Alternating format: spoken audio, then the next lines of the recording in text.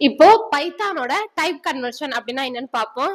பைத்தானோட type conversion அப்படின்னா என்ன அப்படின்னா ஒரு டேட்டா டைப்பை இன்னொரு டேட்டா டைப்பா மாத்துறது.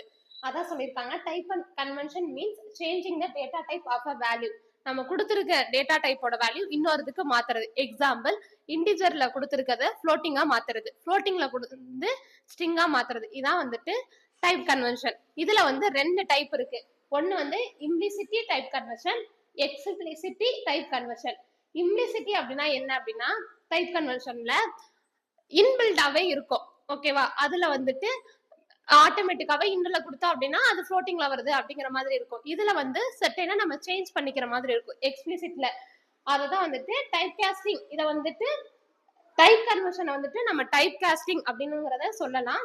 Type costing is when you manually convert to the data type of a value using Python built-in function.